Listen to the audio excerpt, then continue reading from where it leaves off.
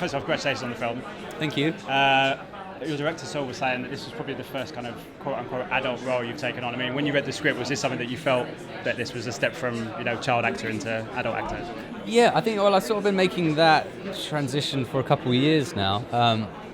I think this is the most mature role I've played, even though my character is the youngest of the group, and that is his character, and that's a thing in the movie.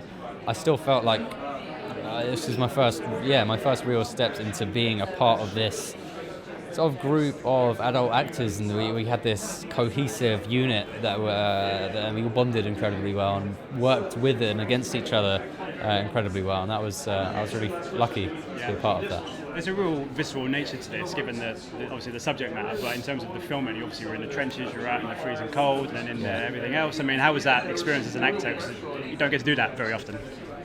No, I mean, we were incredibly fortunate to have such a kind of real and immersive locations to shoot in. It really made our job a lot easier to be grounded in that kind of reality and feeling the cold, feeling the mud that these soldiers would have felt, and I think it gives us an appreciation as well for what it would have been like, and also made us appreciate the warm showers when we got back home. Absolutely, yeah. And let me ask you about the cast as well, because there's a fantastic cast from top to bottom, experience, but also people like yourself, Sam Claflin, who are still kind of coming into their own. I mean, it must be great to learn off of the experienced guys, but also people like Sam. Absolutely, I think we all learnt a lot from each other. As I said before, it was a very much sort of group effort, and we had different relationships with different actors, and we all had a different dynamics with each other, and sort of, I guess, not embodied our characters, but elements of our characters were brought into this real kind of group as actors, and it's fascinating, honestly, just being able to kind of really bond with these people and joke with them and have that banter is great. Yeah.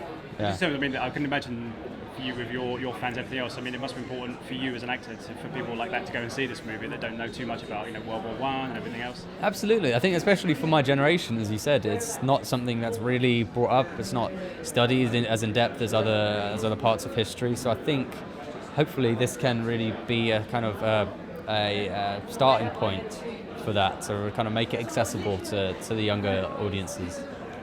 Just finally, I mean, you've probably got a lot of projects coming up. I saw on your IMDb, this might be untrue or not, but you might be working with Shane Carruth on his new movie. Is that true? And if so, that must be very exciting.